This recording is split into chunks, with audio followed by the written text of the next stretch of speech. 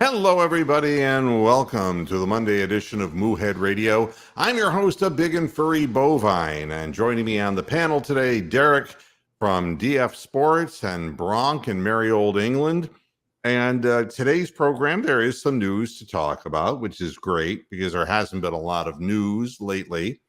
But I wanted to start the program personally about things that happen and the commentary that is forthcoming from things that happen, whether it be Chris Rock getting slapped on the Oscars, or whether it's DeShaun Watson and the judgment that is definitely part of this whole story. The bigger part of the story seems to be the commentary. One of the viewers of the program sent me a story of how the Columbus Crew was playing a game, and there were people who were picketing against the Cleveland Browns at a Columbus Crew game because of DeShaun Watson, saying, "We believe the Jane Does."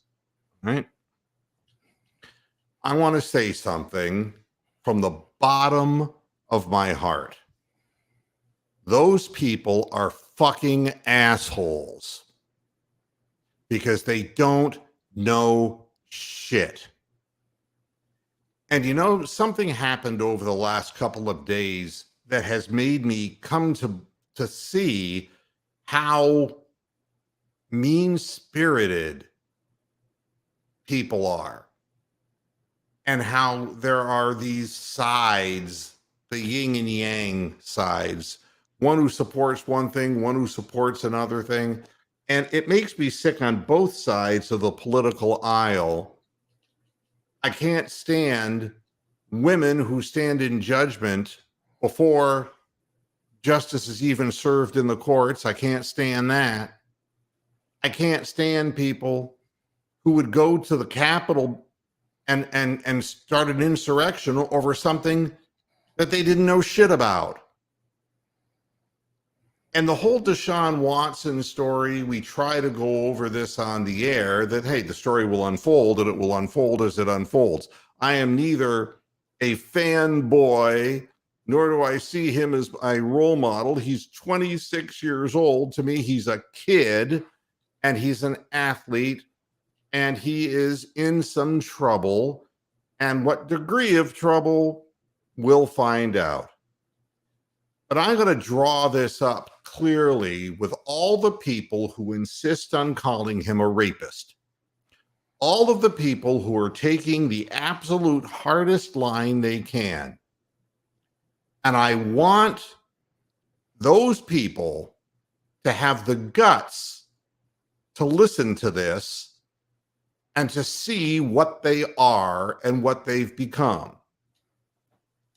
For 4 or 5 years, Bruce Willis and his family took shit from every goddamn person who could put something up on Rotten Tomatoes, on YouTube, because of the shit films he was making and how he had descended into this pathetic person who had this incredible demise of career, and he was a whore because he would accept money for shit direct-to-stream movies. They gave him Razzie Awards and humiliated him and humiliated his family. And nobody had a problem coming online and making comments about what a sack of shit and lazy was the word that was used. Because people always believe the worst. I had no idea, honestly, that Bruce Willis had made 15 to 20 movies that were just direct to stream. But Roxanne was watching one of them on Amazon Prime and told me about it. And I'm like, this is before the news came out. And I said, well, that's weird. And the first thing I asked her was he in very many scenes? And she goes, no, not really. I said, did he have very many lines? And she said, no, not really. And I said, and it was a horrible movie. Yep, it was a horrible movie. Hi, Peter. Hello. Yeah, you got to turn your mic up again. Oh God. Okay. Right. And, you know, I don't sit there and say, what a lazy piece of shit. Well, you know, then the story comes out that he's got aphasia. He has to stop acting. And aphasia is very similar to what Dudley Moore died from. And if you don't understand, then go on YouTube and look at the last interviews of Dudley Moore, and you'll understand that there are many different forms of brain damage, many different forms of dementia, and none of them are pretty. And when the news came out, it was like, he's 67 years old. And in subsequent days, all of his properties had been sold. Everything poured into a fund, I guess. I don't know what kind of financial shape he was in, but it was obvious that he, along with the people who were caring for him, felt that that income was necessary. Bruce Willis wouldn't have done a lousy film just to do a lousy film, and he wouldn't do 20 of them that were that bad unless he had to. But why can't we feel as human beings? Why do we have to immediately point the finger of accusation? Every single person who is calling DeShaun Watson a rapist, you're fucking assholes. I want to have nothing to do with any of you. And the reason is because you don't know shit. They didn't know shit about Bruce Willis either. And for 4-5 years, his family had to sit there with their mouths shut while people took pot shots at him for accepting roles in movies to help his family, his children, to a nest egg so that they would be comfortable. And for that, the family couldn't speak out, because if they did, it would stop his ability to make those last movies. That sucks. When you can't even respond to something and all you do is you take the damage. And think of all the collateral damage it does, not just to Bruce Willis, but to his wife and to his family. Demi Moore, his former wife, there was a video of them a year ago dancing together. She knew. People who knew him and loved him knew. Why can't we just be kinder? Why can't we give people the benefit of the doubt? And you can scream and yell from the highest building in the world, and you're nothing but a prick. All of you who believe this way, you are pricks. You're mean-spirited, and I got no place for it. This podcast will never stoop to that kind of level. There are reasons for all things. We don't understand the reasons very often. But I don't know how all those terrible movies that Bruce Willis made affected one single person, except for the price of the stream to watch the movie. And then if they didn't like it, they wouldn't have to see another one. But they gave him 8 Razzie Awards for 2021, humiliated him. And that's funny today. Well, don't be judges and juries. Just keep your mouth shut. If you want to go out and picket at a Cleveland Browns practice, which is what some people are planning on doing, I hope you get strong-armed the fuck out of there. I'd like to see a Mayor Richard Daley thing done. I'd like to see some thuggery and throw those people out. I am so sick of the division. Let business be taken care of. And don't come here for takes that are, just emotional renderings of nonsense. With that, there is news. The Browns have a punter, Derek. Yeah. What do you think of that? Yeah, I like him a lot. There was two options, in my opinion, that I wanted, and that was Arisia from San Diego State, I want to say. Right. The kid who can literally kick it like 80 yards. Dude's a beast. And the other guy I wanted was the guy that we ended up getting. Now, I probably would have preferred going the draft route if we could have got him there. But the good news is that frees us up now. If there was a better position, of need. A need, right. Yeah. So I love it. I personally, I think it was a great signing. Yeah. And, from a statistical perspective, he's been effective as a punter. Now, there are some people who are saying that the colder the weather gets, that the more difficulty he has. But, barometric pressure and the effect of cold on a football will definitely impact how far you can kick field goals, how far you can kick punts. But it's a big step forward than what we were looking at, the inconsistencies that we were looking at that position. And when you have limited draft picks as far as higher up, and we'll talk about, two teams who swapped first round picks in a few minutes. You gotta bring on people who are the best hired guns that you can, and you've got to use your draft picks to fortify the depth of your roster. I mean, that's where you might have a hit or two in the future, as far as a defensive end, or as far as an offensive lineman. There have been a lot kicker. of now that you have punter locked up, Cade York, if he's there with one of your later picks, take him. Right. And from my perspective, you get the best players on the field that you can, and the lower rounds of the draft. I mean, there have been some great offensive linemen who came out of the 5th, 6th, and 7th rounds. It happens.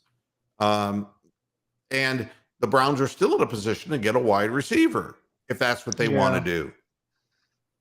So I think overall that's just a real positive thing. Rashard Higgins posting his farewell. Al Feeder saying, Rashard, it's been real. I can't say it's been good or consistent, but it's been real. Yeah. A lot of good moments with Higgins. That's what I'll remember him for, The fact of the matter is that, there are a lot of cases in the Cleveland Browns history books of receivers who, by Cleveland Browns standards, like a guy like Braylon Edwards, who really dropped a lot of passes, to be very honest with you. Yeah. But, by Brown standards, he was a good wide receiver. It's not like we've had, except for Paul Warfield, and then we got rid of him in his prime. It's not like we had a whole hell of a lot of glorious wide receivers. And Rashard Higgins stepped up when the team needed him. And unfortunately, for whatever reason, he could not make peace with the leadership on the coaching staffs of 3 different coaching staffs. Very consistent that way. And took an unfortunate stand on the OBJ thing in the locker room, and bye-bye. I don't think he's a bad wide receiver. I don't think he's a great wide receiver. I think he underachieved as a professional. And I hope he goes someplace and does well. He went to Carolina. I don't know. Did you see that? He went where he had to go. Yeah. Stay in the league. So, Goodbye, Richard. Finally. Here's I could have had a V8 moment of the program. And if that's too old a reference for you, how about what I'd call the no shit Sherlock portion of the show? Here's your headline. The Haslams admit they didn't know what they were doing when they bought the Browns. No shit, Sherlock. Look at the fucking record. My God. I mean, listen to this. Before Jimmy and Dee Haslam bought the Browns, they were minority owners of the Steelers, and that was considered as a positive. That they should know how to rebuild an organization like the Browns. But now the Haslams are admitting that their experience with the Steelers didn't teach them a goddamn thing, and that they didn't know what they were doing when they bought the Browns a decade ago. Jimmy and his wife both admitting the truth. We did a lousy job at first, Haslam said. I mean, let's just face it. It's probably fair to say we didn't know what we were doing. In some ways, I go 10 years, we haven't won very many games, so I look at it that way. No shit, Sherlock! Did you just wake up to this realization there, Jimmy? A mea culpa after 10 fucking years? 1-31? Really? And that wasn't 10 years ago, Jimmy. And you think Browns fans didn't realize that too? Unbelievable.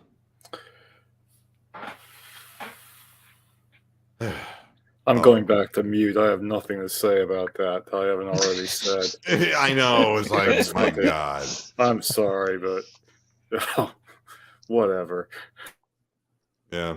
The other things that are right in the wheelhouse of the program today, if you want to continue speculating, you won't have to wait too much longer. Allegedly, Baker Mayfield is set to appear on a podcast possibly next week. I don't know if that makes you happy. That will be an interesting one. His wife said that he's not going to talk anything football, just going on because he's a friend. No, and you know, at this point, it would be foolish to say anything because he's just got to find a job. He's got to find a team that's really interested in him, and I think there are a couple of teams that are interested in him. They just don't want to pay the $18.8 million. Yeah. And you know what it brings up in my mind. I want to be fair, because again, just like all these other things where people choose sides, you're either a Baker bro, or you were, pro DeShaun Watson or all of that. I look at this whole thing and I say, I think we know what Baker's strengths and weaknesses were. And if you look at his history, he was a walk-on. He willed himself to bigger and better things. He built himself into a number one overall draft pick in the NFL based upon playing in a Lincoln Riley system that was a very good open field kind of thing for him. He went through God knows what hell for successive years in Cleveland when we couldn't decide who our coach was, what our offense was, and there was arguing and bickering back and forth in the front office. His third year was a good year, and then last year was the injury year. But if you watch our post-game shows, you would know that Baker Mayfield's mechanics were not good and that the ball would sail on him, and that was the primary contributor of interceptions early in his career, and more lately was a combination of that and throwing late. throwing late to receivers who didn't have any separation. That leads to interceptions. So I want to be fair and say, before we get all jumpy and excited about DeShaun Watson as a talent, it's not like he doesn't have weaknesses. I don't want to go in to a regular season with people thinking that he is Jesus Christ. What the Texans did right, and boy, that's not easy to come up with many, is that they put him in a shotgun a large percentage of the time. Granted, he didn't have any kind of running game. He did have some receivers, and they felt that was the best way to attack the situation. And obviously, statistically, he did very well. Early on, he had receivers that Bill O'Brien said, we don't need them. Yeah. So the first thing about him is that he does take more sacks than he needs to. Part of that was his offensive line, but Baker Mayfield had the same problem, and with a pretty good offensive line in Cleveland. Far better than what the Texans had. But you try to make big plays, and you're going to get trapped back there. The Cleveland Browns are going to try to rein some of that in from DeShaun Watson. Now, hopefully, he will have receivers like Amari Cooper and others. Did you see the possible name today? Who's on the board now? The Browns have an offer for Brandon Cooks, and allegedly the Texans want a second. We're offering up 99. There's a lot of speculation that that's what it'll end up being, just because of Brandon Cooks is going to need an extension. And just quickly, my opinion on this, if we get Brandon Cooks and pair him with Amari Cooper, oh my goodness. You talk about going from no wide receivers last year to two of some of the best. And sure, they're not the sexy names, but my goodness, I love Brandon Cooks. I wanted us to trade for him last year. And you combine that with his chemistry already, and even on that, Fuller could sign cheap. Well, I mean, but I think most people that I was reading, writing about this prefer Brandon Cooks over Will Fuller. Yeah. Yeah. It's just the contract. I think that, now Brandon Cooks, tell me something about him that I don't know. How old is he? How long has he been in the league? That kind of thing. I'd have to pull that up, but what I can tell you is... I think he's 29. 29. Yeah. So I think he was really, really consistent on the Rams. I thought he was really, really good on the Rams. He goes to Houston, has a pretty good connection with DeShaun. My biggest thing with Brandon Cooks is you want a player who's going to play at a consistent level and at a really good level.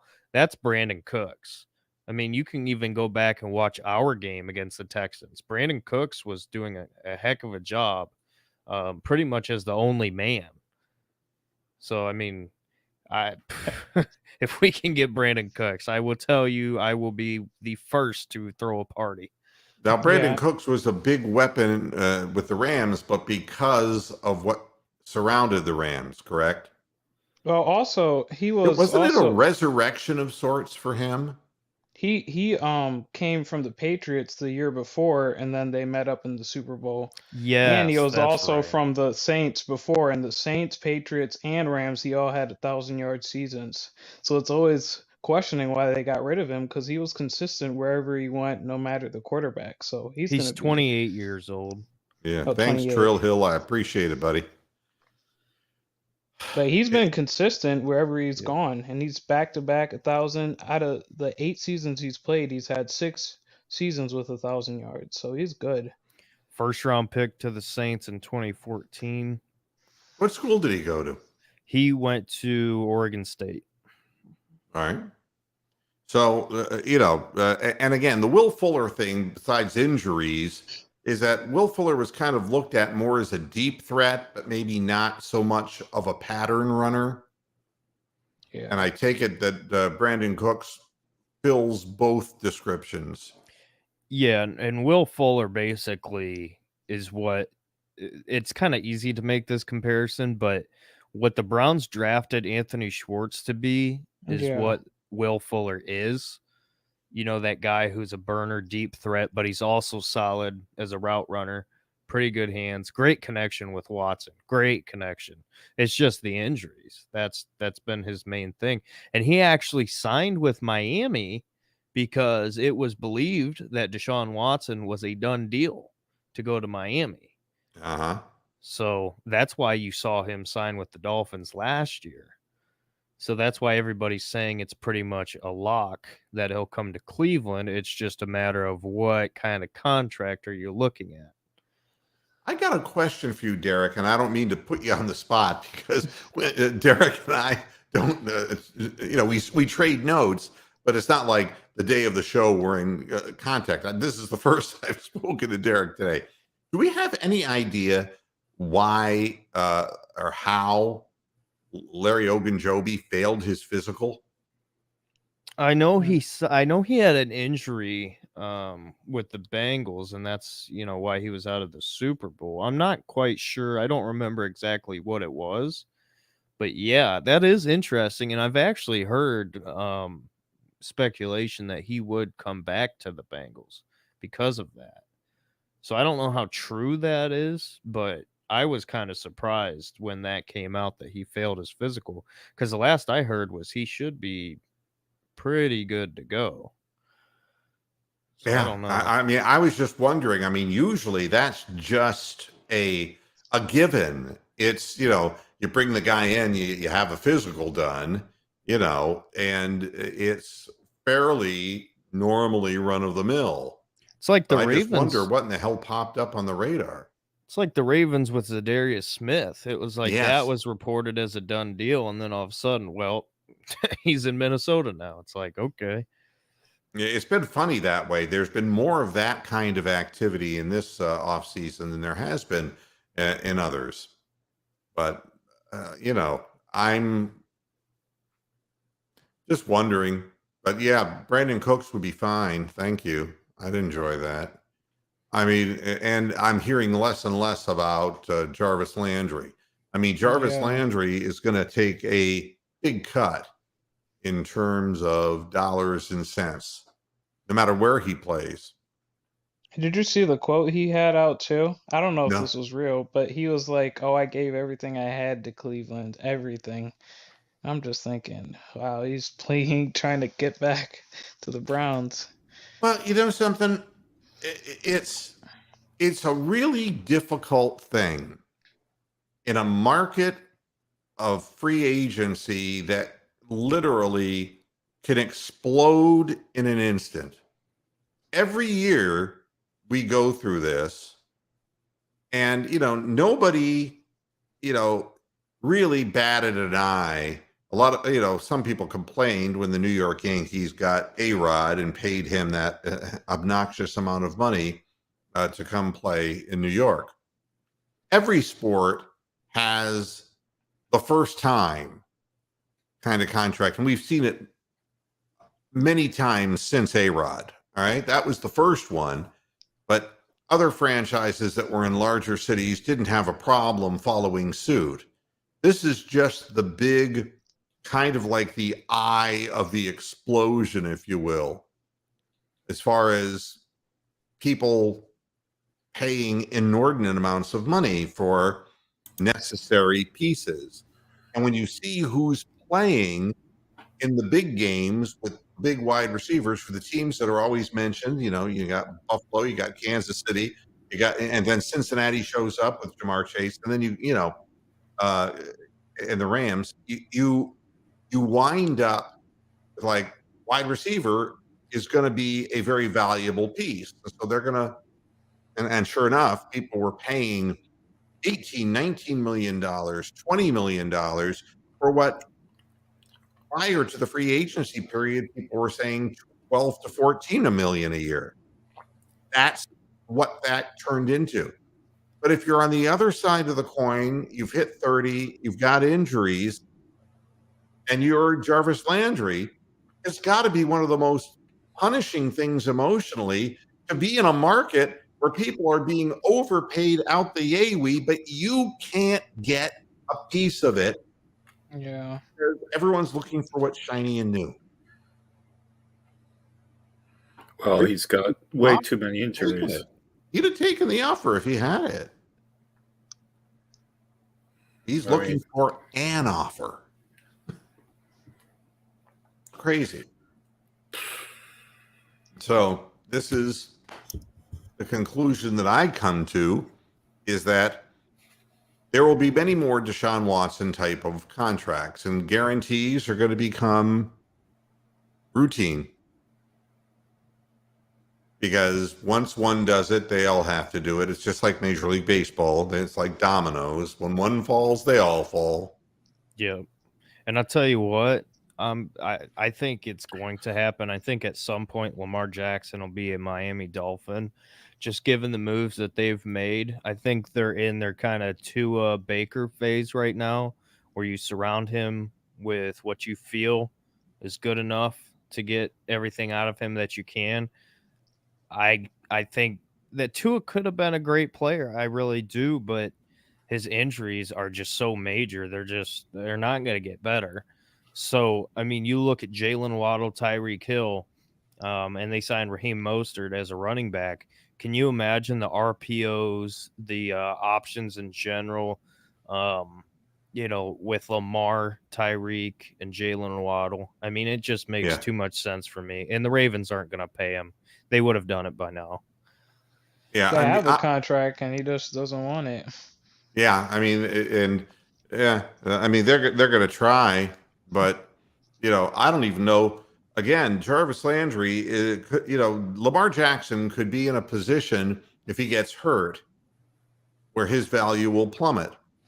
Yeah. And it's what makes me laugh when people do these hot takes and saying, boy, what a great job he's done representing himself. It's like, he's not there yet. I mean, he's talking about taking franchise tags for 2 years. Are you telling me that he's guaranteed to remain healthy for 2 years and then he's going to get a $60 million a year contract? That's what he said. Wow, but no one's guaranteed to be healthy for 2 years, not even us panelists. No. So there you go. And, so, and how much money do you actually need? Is it like a gold chain you wear around your neck that you're the $60 million man? I don't know what it means, except there are those who struggle to get deals because teams are overpaying for the absolute gold standards at the position. And there are still a lot of players who have not signed, and there are still free agents who are very capable football players and who could help the Cleveland Browns or other teams win in their division. And the longer it goes, the cheaper guys get. And I don't know if you saw, but Jadeveon Clowney is believed, it's expected rather, that he's going to accept that 2-year, $24 million contract from the Browns. So, I mean, it's just he's doing as usual, waiting things out. But it's believed that we will get him. But there is no downside for him because, again, the problem with the pass rushing thing is that we have so many college players coming out who rank as really productive future NFL pass rushers. And they're not going to pay big money for a guy who's going on 30 years old, who's had his share of injuries and hasn't put together back-to-back great seasons, and in his prove-it season goes out and does great and gets back up to 9 sacks, and then who knows what it becomes when he comes out the following year. Some teams will just take a chance in the draft and take the young defensive ends, and so $12 million a year ain't losing, folks. That ain't losing. Yeah. But there is a big distinction between what the gold standard guys get and the people who wait and wait and wait. And like you said, Derek, time is not their friend. And teams will pull offers off the table if they find somebody younger. If the Browns get Brandon Cooks, realistically, do they need Jarvis Landry? No. Nope. And you're going to have to go young at that position too, you know. Right. So, everything, time is,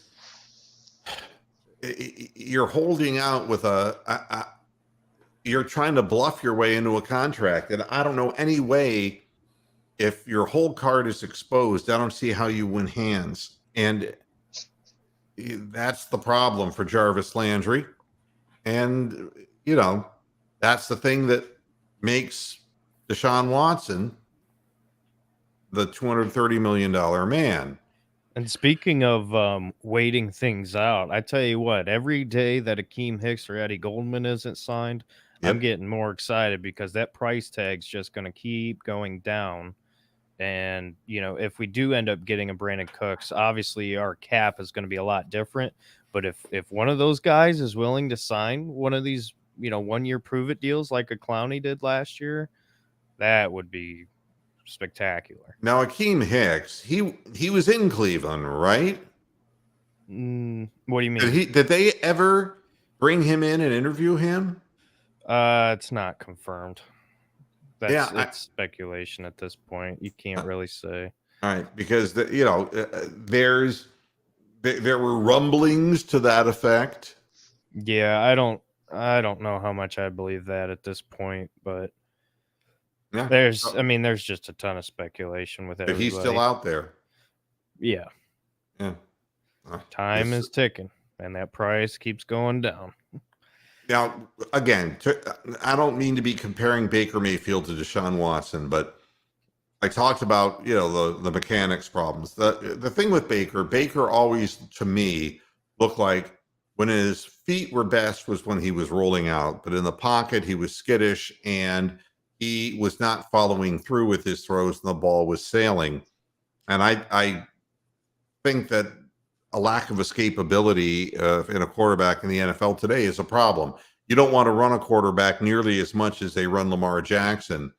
And you can't afford to run Burrow. But Burrow, if he's smart, they'll spread the field. There'll be an open hole. He can run through it and slide and get 8 yards. You need that escapability from a quarterback. And Baker just didn't have that escapability. You look at the way he throws the ball, he's got a tremendous arm. He threw 170 yards in the air, for God's sakes. And it isn't a problem with arm strength. It's delivery. He's like the difference between watching Arnoldus Chapman, the relief pitcher who pitched for the Yankees, throw 100 miles an hour, an easy 102, right? Going baseball on you. And then watching James Karinchak of the Guardians and his herky-jerky throwing 100 miles an hour. Baker was not an easy-looking quarterback. You look at the footage between Baker Mayfield and Deshaun Watson. Deshaun Watson's a natural-born thrower. His motion is smooth. There's no hitch. I think the word you're looking for is grace and gracefulness, and that's mechanics. the word you want. And mechanics. And understanding the game. You got to know where you're supposed to be going with the football, and you got to understand other guys' routes, before the snap is even had. I mean, I understand why Karinchak has shoulder problems now. I mean, if you watched him pitch, you'd know why he does. I mean, that is a violent delivery. But you look at Baker, always looks like he's a hammer and tong guy. He's elbow grease. He's an overachiever. Baker Mayfield is a guy who says, dare me. Say I can't and I will. Deshaun Watson is like Robert Redford in The Natural. You don't have to think about it. You just watch what he's doing. Now, there are problems, however. He is calm on a football field. However, he fumbles the ball too much. And a lot of the reason for this is twofold. One, his play action pass skills are weak. He doesn't protect the football, hide the football to make a convincing case of a running game as effective as the Cleveland Browns in a play action scenario. That's one. Two, he tends to hold the ball outward away from his body where he can be stripped, especially if he's in the pocket waiting for something to happen. And that has been a rap on him as well. So it's not like anyone's perfect. The issue is, how do you build an offense around any quarterback, and what skills are you trying to take advantage of? And if you have a guy who's calm in the pocket, who's going to get good blocking up front, you got to have receivers who get separation. But it looks as if DeShaun Watson was more comfortable in the progression reading than Baker Mayfield. And Baker was forced to constantly have to do progressions because his primary guy wasn't open often enough. So you can take it all for what it's worth, but these are small details. And a lot of it just has to do with what the Browns surround him with. And I would not want him to be put into a lot of play action pass scenarios if that's not his strength. I think you're going to see more shotgun.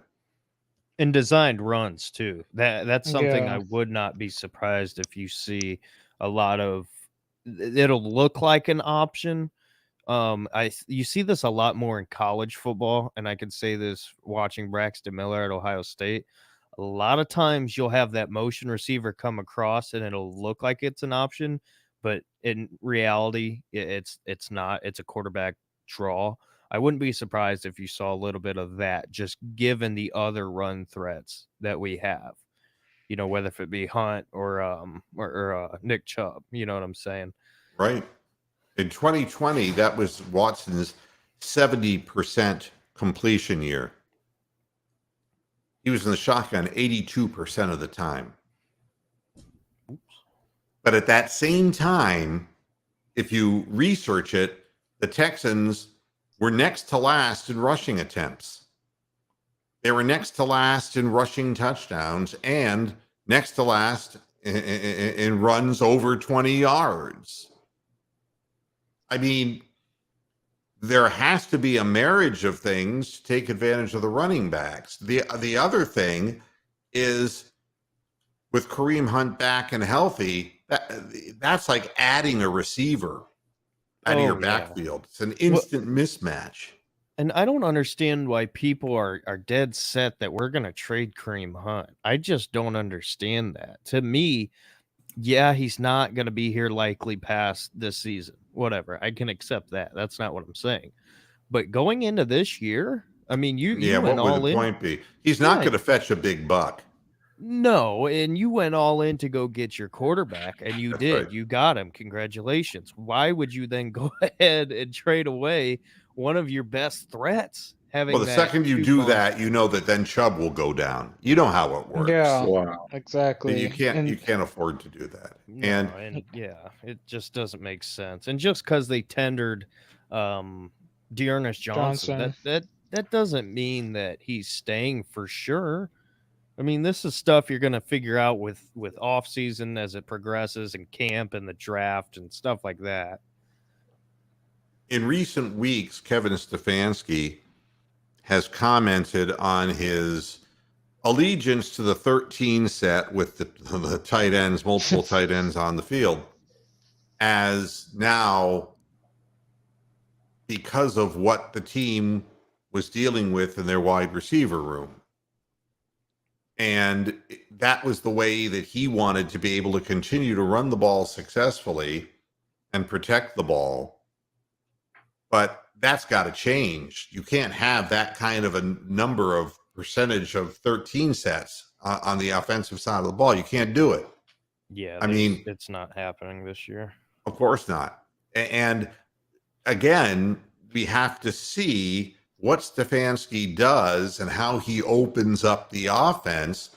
And again, the zone read blocking scheme is a great one, but it also has to have a percentage of under center snaps. So it'll be very interesting to see how it all gets put together and how it all gets balanced out. I'm not sure. I mean, at this point, we don't even know who the wide receiver room is. Yeah. We have no idea. And it ain't that long until all of the position players start getting together. Yep. And by the way, can we? Sorry, Bronk, I didn't mean to cut you off, but I didn't say anything. Sorry. oh, I thought you were going to. Sorry. But there's people arguing about whether if we should cut Demetric Felton or Anthony Schwartz. That's not even debatable to me. I understand Felton's not complete, and sure, he's got his flaws. But if you're comparing from last year what you saw from Demetric Felton versus Anthony Schwartz, how is that even a debate? Yeah, here's the thing with Demetric Felton, and it's watching Dontrell Hilliard playing for another team in the NFL, and I remembered that was the last guy who we were trying to use as a kind of a guy who would catch the ball out of the backfield. The Swiss Army knife guy. Yeah, right. But rarely run it from the line of scrimmage, Yeah. And he didn't wow anybody with his yards per carry average off the line of scrimmage. Demetric Felton, his role on the team diminished as the year progressed. Yeah. And I don't understand, and I don't think any of us on the panel understand. He made a great spin move, scored a touchdown, an important play in a game that helped turn around and get a Browns a W. And they just kept decoying him out, running him out on the flat, and not throwing to him. And I don't know what happened there. But well, I think that was more, and I'm not ragging on Baker. This is just what I saw. It seemed like it was more Baker just didn't want to hit the check down more than anything. And that may be right. A lot of times Felton was the check down. Yeah, and he just didn't get his hands on the ball. But I mean, assuming that Kareem Hunt's coming back and that we're not going to trade him, well, then what do you need Demetric Felton for? Yeah, I was gonna say, and plus, if the Browns draft Calvin Austin, they're similarly sized, and I would rather have Calvin Austin, who's more athletic, than Felton, because it doesn't seem like we would use Felton that much. And with Austin, at least you saw with Rondale Moore, a guy of his size can be used in the NFL, and he's more athletic. And he's a receiver, so I think he would have more opportunity in our offense. We just brought ourselves over a kick returner from the Bears, and Demetric Felton could not return kickoffs. Yeah. And everything that Demetric Felton was supposed to bring to the table as that Swiss Army knife guy, I mean, he didn't get the ball in his hands. And when he did go in to return punts or kickoffs, there was no explosion. There was no threat. And, how many people can you hold on to? I mean, from a line of scrimmage perspective, one of our guys gets hurt, Dearness Johnson is more valuable than Demetric Felton. Correct, yeah. So I guess from the backfield.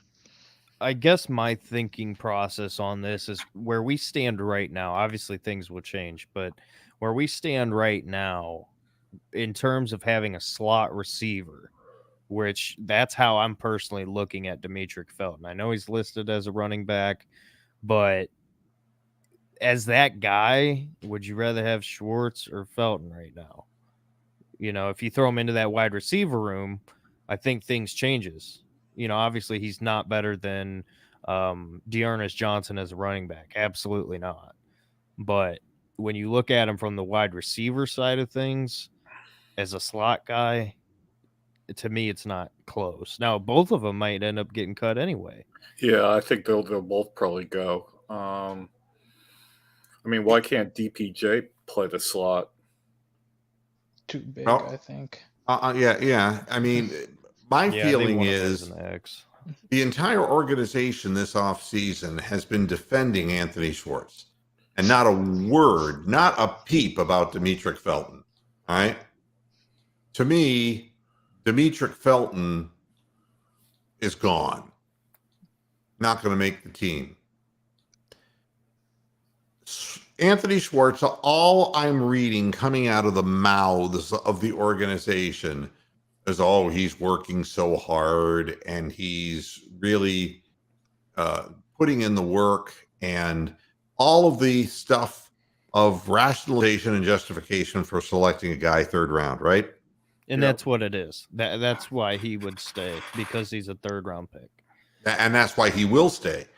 And the problem here is that, you know, he's working on this, he's working on that, but the truth is he was injured most of last year, and he got his bell rung, so he missed the back end of the season with concussion, and then he had a leg problem. So, and injuries are nothing new for him, and as a track runner, that doesn't surprise me either. He just doesn't look like a solidly built guy who's going to be able to take the bump and grind of the NFL. He's way too raw.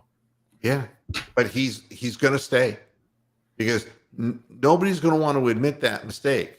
That, I don't know. That's the one thing I never understood, and nobody wants to give up too soon on a young player. But I mean, at what point does it become laughable, really, when you hold on to Bradley Zimmer, if you're a Guardian fan? I mean, you know, how many more chances does he get? How many more seasons does Oscar Mercado get? You know, it's like people make mistakes, and and the fans are forced to be strapped down and watch these people play. Bobby Bradley. If I hear Bobby Bradley's gained weight, he's lost weight, he's gained muscle, he's changed the arc of his swing, he can't play baseball. Melton Bradley was a better player. Oh my God. I mean, and I don't mean to go off on the Guardians, because the Guardians don't mean a whole hell of a lot to me. To be very honest with you, I'm not at all interested. But I mean, stop and look at what's happening as far as the Guardians, and then take a look at the Browns. And they're two completely different circumstances. The only reason that Schwartz would make the team is because he was drafted by somebody, and somebody has egg on their face and is praying to the baby Jesus that this guy somehow makes major contributions. And how do you, here's my thing. And Benjamin Albright was on the FDP on like Friday, whatever, and he said that it's a lock, that Will Fuller's going to Cleveland. Now, he's an insider. I don't know what he knows, but if you sign Will Fuller, why? I just can't process. Why would you keep Anthony Schwartz? I mean, Will Fuller is a better Anthony Schwartz. I just don't. Oh, my bad. I was gonna say, I think they probably want Schwartz kind of as the gadgety guy, but as we see, he can't really turn and keep speed. So, yeah, I don't see why we would keep him. Yeah. And he reminds me of one of your old favorites. It's not the same circumstances, but a name that you might like, Ricardo Lewis. Oh my God. Wow. The Auburn kid. Oh my Lord. Yeah. You know, guess where Schwartz went. Yeah, Auburn. Yeah. When they come out of college with questionable hands. Yeah. Well, sorry, I didn't mean to cut you off, but just quickly on Schwartz, I remember hearing after that pick that there was a lot of people, a lot of teams that had him valued as a 5th or 6th round pick. And it seemed like we panicked, because I think an absolute reach, because we had no speed. And I think they wanted Rondale Moore. I think they wanted Rondale Moore pretty bad. That's some of the reports that came out. And then he got picked. Which, why don't you trade up? That's one thing I hate about NFL teams. You got a guy that you like. You've done your homework on him. Spend an extra 5th. I mean, come on. I mean, look, if you're a Guardians fan, you don't have to admit it, because we're all, you know, I can't see you. You can see me. I'm not holding my hand up, by the way. If you're a Guardians fan, and if I said to you, okay, you got a bullpen of 9 people, including Logan Allen, that ball's out of here. Anthony goes, well, I've tried to become a pitcher after I failed at other positions in baseball. Sam Hentges, who's like, I'm all over the place here, but at least I throw the ball 97. Eli Morgan, who is the new little cowboy, the Josh Tomlin of today, who can't throw over 88 miles an hour. Nick Sandlin, who's a sidewinder who was hurt and hurt his shoulder bad. Trevor Stephan, who nobody knows what he is, animal, mineral, or vegetable. Brian Shaw is going to be your setup man, and we're not even sure if Brian Shaw can still pitch well, because by the time the end of last year came around, he was getting beaten like a redheaded stepchild. And Emmanuel Clase as your closer, unproven. But you know what's amazing? Connor Pinkleton, that's right. This is the kind of name that you will not soon forget. I thought he was one of the characters in My Fair Lady. No, or Madam Butterfly. Yeah. Connor Pinkleton. He's 6'3". He only pitched at Double-A last year. He was acquired from the Chicago White Sox for the despicable Cesar Hernandez, who just stopped trying to bend over and pick up ground balls for the Guardians. And what can you say about Connor Pinkleton? He's 6'3". He's not a power pitcher, and he's never proven he can pitch in the big leagues. But it gets worse. It gets worse. You look at other positions. How can you say Austin Hedges is the number one guy? Austin Hedges is below the Mendoza line hitting. I mean, does he bat above 150 ever? No. But he handles the pitchers well. You know, let the pitchers handle themselves. And back in the locker room where I don't have to watch it. Exactly. It's just stupid. Yeah. He handles their balls. And so you have a backup catcher as your number one guy. Then you traded for a guy, Luke Mail, who is got the sore hamstring that never goes away. And he can't play right now. So Brian Lavastida, I can't even pronounce his name. He's played 7 games at AAA, and they're praying to the baby Jesus that he doesn't have to catch at all, because the games are more spread out in the beginning part of the season than when we hit the dog days of summer. What they say about Brian Lavastida is he's more of a hitter than a catcher. Well, I haven't seen a catcher that we've had who was a hitter. Okay? So make it stop, dear God. The reason that he's playing the catching position is because he can't hit. God almighty.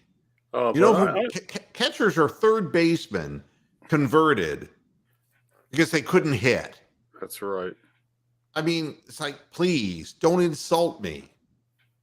Bobby Bradley is out of options, and so he's on the roster because he was out of options. Now, that's a real good reason to be your starting first baseman, don't you think? It's amazing, man.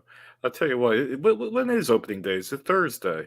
I think it's like the 7th. Or I'll tell you what, because the best thing about Thursday is that it's the opening day of the county cricket season in England, and that's what I'm going to be following, because I actually have a team worth following, and we've won championships back in 2019. So that's what I'm going to be following. As far as this baseball thing, baseball is dead to me. I deleted my MLB account. I don't have the radio. I'm not going to be listening to Tom Hamilton. Right. And it's dead to me. And it's not because of the name change. It's because of the Dolans and the fact that it's boring, and I just don't want to deal with it anymore. I mean, 162 games of this is going to be absolute punishment. I mean, you know what I like most about Thursday? You're not going to watch all of It's these, the day are you? before Friday. Friday. Yeah. Oh, Rebecca Black. Yeah, my goodness. Andre Jimenez has had an excellent camp. Of course he has. Until the season begins, then he can't hit. We see Yang Chang, Chang, Yang Chang, Wang Chung, Owen Right. Miller, who I think is an actor, Yeah, he is. He was and in, Ernie Clement. I think he was a comedian back in the 50s. Yeah. I mean, Clement certainly earned it in spring training by hitting 500. Well, I mean, come on. This is a small sample. Wow. I mean, We Richie were, you know, Feinblum. here's what Paul Hoynes said. Hoynesy, that's right. He says, there's as much life in this team as there is in Hoynesy. We were wondering if these four players, Chang, Miller, Jimenez, and Clement, were even going to make the club. And lo and behold, they all made it. Yeah. Oh, my God. There's not a good one in the bunch. I think Harry Carey in hell should be watching this team. Yeah, you know what the other thing is? It's like, how many seasons in a row can you have if you can play Franmil Reyes in right or left field? You can't. He's a statue. He can't do it. Stop. Make it stop. I don't want to hear the same narratives year after year. All right, you're going to make me do this, aren't you? Here we go. I am. You got to do something. Or Maniacta. Well, you know. No, it would be Harry Carey. I'm not going to watch this bullshit. Make it stop. I mean, these names are just, it's weak sauce, man. Oscar Mercado, Bradley Zimmer, Franmil Reyes can hit home runs. He can get hot. Miles Straw is a modern day Rick Manning, okay? And I think he's better than Rick Manning, although he didn't get laid as much. But can he steal people's wives? Yeah, But here's the unexpected name, Stephen Kwan. I thought he was a figure skater. What do I know? He gets the opening day roster nod, and he'll be in the mix from the beginning. Whether or not he plays is up in the air. This is right from the writers. Here's what they say about him. He's a kid who does not strike out. He can lead off, play all three outfield spots, and gives Tito a lot of options and a lot of fucking heartburn to boot. Oh, my God. Kwan is one of 8 guys on the Indians the Guardians. I knew I was going to do it. Roster, who's making an opening day roster for the first time in their life. Wow. And Kwan is a great story. He's a left-handed hitter. He's only 5'9", and he puts the ball in play and runs the bases the way Francona likes. Doesn't this make you feel so good? That's painful to listen to. I know. But how soon before Francona ends up in the hospital watching this team? Because he gets ill like every year, like sometime in June or July. But to finish the show and finish the point. Okay. The Guardians and the Browns are 2 different things. And Derek is absolutely right. It's like, what do you want to fuck with Anthony Schwartz for? If you're all in, man, you're all in. Get the goddamn wide receiver. Get Brandon Cooks. Don't fuck around with a guy who's never going to amount to a goddamn thing. I mean, Anthony Schwartz didn't even look fast when they ran end around reverses. He looked hesitant to run with the ball. Enough. The Browns are keeping their players because they're going to make a run at this. Yep. The Guardians are just trying to field the cheapest team that they can. Well, and that was the whole point of getting Watson anyway, not to keep the topic going, but you have a lot of your core guys locked up long term. You're just missing that one spot in their eyes. They went out and got it. They don't go out and get a guy like this just to say, oh, we're comfortable with our terrible wide receiver room. Like, have some balls, go out, make the fucking move. Just do it. It's really funny. Rick May's the only one who's old enough with me to Oh, know I what I'm remember that. referencing. Yeah, and I Bronk. remember that. I Yeah. remember that.